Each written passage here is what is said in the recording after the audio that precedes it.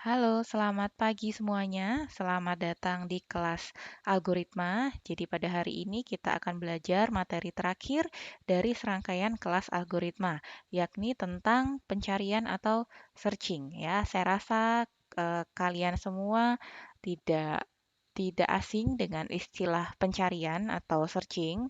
Secara teori,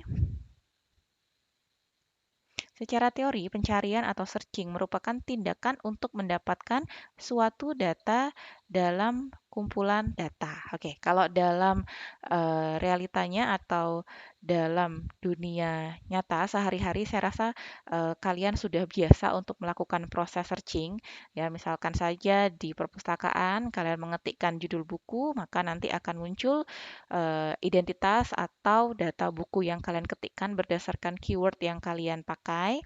Atau mungkin yang lebih familiar lagi, saya rasa semua dari kalian sudah pernah memakai aplikasi, contohnya Facebook ya. Entah punya akunnya, entah cuma lihat-lihat saja. Saya rasa semua dari rekan-rekan mahasiswa di sini sudah familiar atau sudah pernah berinteraksi dengan Facebook ya. Jadi kalau tidak salah di bagian atas, entah itu di kanan atas atau di tengah-tengah, saya sedikit lupa, ada yang berbentuk kayak kayak kaca pembesar itu ya. Jadi itu adalah fungsi searching. Jadi penerapan fungsi searching yang ada di aplikasi Facebook. Jadi di sana kalian bisa mencari akun, entah itu akun pribadi, entah itu fans page, entah itu marketplace atau apapun itu, kalian mengetikkan sesuatu, katakanlah misalkan kalian mencari nama Made seperti itu ya. Maka ketika kalian meng-enter tombol di keyboard kalian, maka Facebook dengan algoritma tertentu akan mencari data di database penggunanya. Katakanlah ada 1 miliar data pengguna yang dimiliki oleh Facebook, maka akan dicari ya eee, yang memiliki unsur MADE ya, entah itu dari namanya, entah itu kota tinggalnya, entah itu riwayat pendidikannya dan segala macam, ya. Maka nanti si Facebook akan mengeluarkan hasil, akun-akun yang related dengan nama atau data MADE tersebut ya. Jadi ketika sudah muncul ya sudah kalian bisa lihat datanya menjadi satu data yang utuh ya. MADE mungkin di dalam akun MADE yang muncul nanti di dalamnya ada informasi lain, entah itu tempat tinggalnya, entah riwayat pendidikan, entah tanggal lahir. Ketika data itu sudah disediakan, maka kalian bisa melihatnya secara utuh ya per akun yang related dengan keyword MADE seperti itu. Nah, simpelnya seperti itu proses searching, jadi mencari berdasarkan suatu keyword. Nah, khusus untuk mata kuliah algoritma, kita akan belajar teknik pencarian data yang sangat simpel sekali, yaitu adalah algoritma pencarian data sekuensial, ya. Jadi, secara konsep pencarian sekuensial disebut juga pencarian linear merupakan model pencarian paling sederhana yang dilakukan terhadap suatu kumpulan data. Jadi prinsip dasar sekuensial adalah mengecek satu persatu dari data pertama. Kalau tadi saya contohkan Facebook, Facebook punya 1 miliar baris data, maka dicek satu-satu dari baris 1 sampai 1 miliar. Mencari nama, entah itu apapun data yang ada di dalam 1 miliar data tersebut yang related dengan keyword MADE, dicari satu persatu. Ya, satu persatu. Ya, kebayang ya, waktunya ya, anggaplah kalau misalkan dalam mencocokkan kata MADE dengan satu baris data yang ada di database Facebook itu 1 detik, maka kita butuh 1 miliar detik untuk mencari data MADE. Itu kalau kita menggunakan pencarian sekuensial. Nah, jadi sebenarnya selain sekuensial itu ada banyak metode atau pendekatan dalam melakukan proses searching. Itu kalian mungkin bisa silahkan dieksplor sendiri di luar sana, tapi yang saya contohkan di sini hanya pencarian sekuensial. Jadi nyari satu persatu. Ya, keunggulannya apa? Keunggulannya adalah data itu sudah pasti ketemu. Karena apa? Karena dicari satu persatu, dicek satu persatu datanya dari awal sampai akhir secara sabar dicek. Mau itu 1 miliar data, mau itu 1 triliun data ya dengan sabar akan dicek. Ya, tapi kelemahannya apa? Kelemahannya adalah di kompleksitas atau di waktu dalam menemukan data terlebih jika datanya ada di baris-baris atau di indeks belakang. Misalkan Made berada di indeks 1 miliar, ya sudah berarti mereka akan menggunakan atau dibutuhkan 1 miliar detik untuk mencari akun atau data Made di dalam database tersebut. Jadi itu kelemahannya. Ya, pendekatan lain yang saya tahu misalkan menggunakan pivot ya, pivot table. Jadi apa namanya? Itu dengan pendekatan tertentu akan dipilih sebuah nilai tengah lalu dengan serangkaian algoritma itu dibagi dua dulu, dicek bagian kiri dan kanan. Jadi waktu tempuhnya itu akan lebih singkat.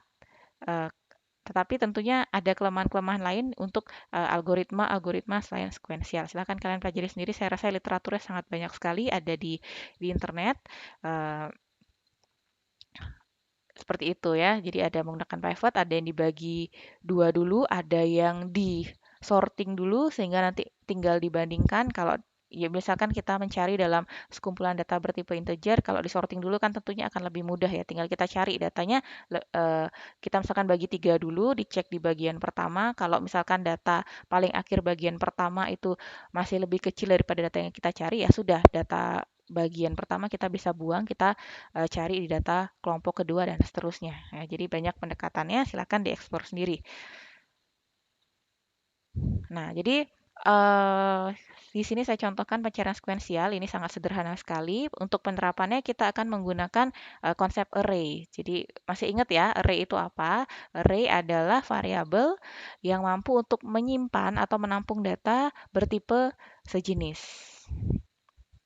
Ya, jadi eh, penerapannya di sini kita akan memakai array. Kita anggap bahwa kumpulan data dalam array kita simpan dengan indeks-indeksnya masing-masing, lalu kita akan mencari sebuah data di dalam data atau variabel array yang kita ciptakan tersebut. Nah, saya contohkan di sini kita memakai yang namanya subroutine atau fungsi, ya. Nah, jadi dalam hal ini subrutin menghasilkan nilai balik berupa jadi ini adalah logika saya sendiri. Jadi silahkan kalian mau pakai nilai min 1, 0 atau ya terserah ya. Saya contohkan ini adalah logika saya untuk melakukan pencarian sekuensial terhadap kumpulan data dalam array.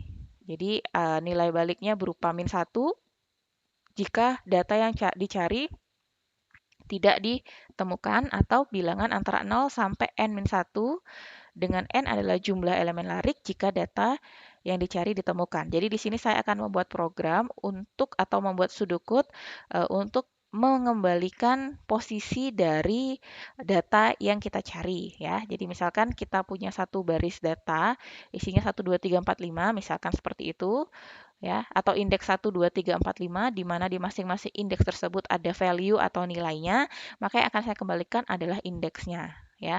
Misalkan di indeks 1 nilainya 3, indeks 2 nilainya 5, indeks 3 nilainya 7, indeks 4 nilainya 9, indeks 5 nilainya 11. Anggaplah saya misalkan akan mencari nilai 11, maka nanti akan dikembalikan nilai n-1 ya atau indeks 4. Sorry, sorry ya, sudah saya sempat singgung juga bahwa array kita mulai dari indeks 0 ya. Jadi misalkan kita punya 5 data, maka indeks yang dipakai adalah 0 sampai 4. Maka ketika nanti saya mencari nilai 11, maka nanti program akan mengembalikan indeks 4 karena nilai 11 berada pada alamat atau indeks ke-4. Jadi itu logika saya ya, atau program yang ingin saya buat.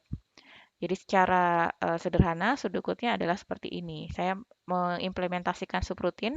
Kalau mau pakai program biasa juga tentunya sangat bisa sekali ya.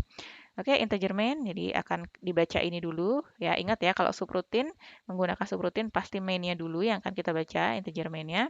Jadi di sini saya deklarasikan sebuah variabel array dengan nama data dan tipe variabelnya adalah integer sebanyak 8 buah data dari indeks 0 sampai indeks ke-7 dengan nilai seperti ini 6, 7, 8, 5, 8, 1, 9. Jadi ada 8 buah nilai di dalamnya. Integer dicari adalah nilai yang akan saya cari apakah 5 ini ada di dalam array ini. Oke, lalu saya memanggil fungsi cari di sini ya. Saya memanggil fungsi cari dan saya mengirimkan parameter yang dibutuhkan, yakni adalah nama variabel, lalu nama variabel dalam ini array, panjang datanya, panjang arraynya dan nilai yang dicari. cari. Maka akan lompat ke sini, akan ditangkap di sini integer data, yaitu adalah variabel array bertipe integer dengan panjangnya adalah n, dalam hal ini 8, dan nilai k adalah nilai yang dicari. Ya. Lalu saya deklarasikan variabel lokal, posisi, i, dan ketemu. Ya. If n kurang dari sama dengan 0, posisi sama dengan min 1. Ya. Jadi ini untuk apa? Ini untuk menanggulangi jika jumlah variabel array-nya adalah 0 atau kurang dari 0. Atau dengan kata lain tidak ada nilai di dalam variabel array. Ya, kalau data 0, data dalam kurung 0 kan berarti nggak ada data yang dikirim. Sehingga nggak ada data yang bisa kita cari, kan seperti itu. Else, ya ketika program berjalan normal atau variabel array-nya seperti ini yang dikirim, dan ada yang dicari, maka pasti akan masuk ke klausa else ini. Ketemu saya set sebagai 0. Artinya apa? Artinya pertama kali mencari kan tentunya kita nggak nemukan, atau boleh saja ditentukan false ya, atau nilai lain, silahkan terserah sesuai dengan logika kalian. Ketika pertama kali kita akan mencari kan kita set dulu 0, kan belum ketemu karena kita belum melakukan proses pencarian. I sama dengan 0 menentukan loopingnya sebanyak n kali ya. Seperti saya bilang tadi sekuensial, maka kita akan mencari secara satu persatu dari indeks 0 sampai indeks n min 1. Di sini ada 8, maka kita akan melakukan perulangan sebanyak berapa kali? Ya, 7 kali ya, dari I0, I1 sampai I7. Kita akan melakukan perulangan 8 kali. Kita akan mengecek satu-satu nilai di dalam ini. Ya. Anggaplah yang pertama ketika I sama dengan 0, apakah data 0 sama dengan K? K ini berapa tadi? Saudara-saudara, K? K dari sini, K adalah dicari, K adalah 5. Data I adalah 6. Apakah 6 sama dengan 5? Ya, kalau tidak maka increment. Ya, ketemu ini bisa saja saya permudah ya, ketemu sama dengan 0 maksudnya ini ya, tidak ketemu ya, atau ketemu sama dengan false, ketemu ketika kita belum menemukan data yang kita cari ya. Terus lakukan itu sampai, oke, bocorannya aja karena berada di indeks ketiga, berarti saat I sama dengan 3 ya, apakah data ketiga sama dengan 5? Benar ya, data ketiganya 5 atau indeks ketiga 5, K-nya adalah 5, maka benar ya. Maka posisi akan menjadi I, I-nya adalah 3, ya, indeks I-nya adalah indeks ketiga, dan ketemu, kita rubah yang tadi nilainya 0 menjadi 1. Oke ya, seperti itu ya. Maka sudah, jadi nggak masuk while-nya sudah selesai karena ketemunya sudah tidak 0 lagi, maka kita akan return posisi. Ya, tetapi kalau misalkan ternyata katakanlah dicari adalah nilai 10, nggak ada, ini muter-muter terus selesai, maka kan ketemunya tidak berubah menjadi 1, atau dalam hal ini ketemunya masih nilainya 0, maka posisi yang dikembalikan adalah min 1. Seperti tadi keterangan yang sudah saya sampaikan, ketika min 1 adalah, maka maksudnya data yang dicari tidak ditemukan. Ya, ini konsep pencarian sekuensial ya.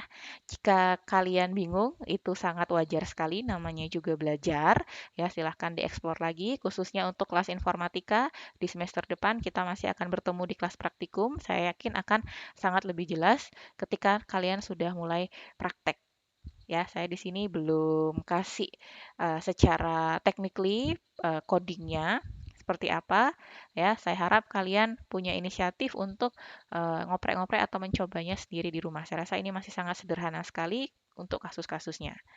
Oke, mungkin sekian untuk materi searching ya. Tidak lupa juga saya ingatkan kembali, searching tidak hanya ini saja, tetapi khusus di kelas ini kita akan masih akan membahas tentang atau di pertemuan ini kita hanya membahas tentang pencarian sekuensial, pencarian atau metode pencarian yang paling sederhana.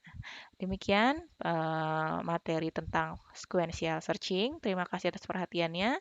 Sampai jumpa di pertemuan selanjutnya. Terima kasih dan selamat pagi.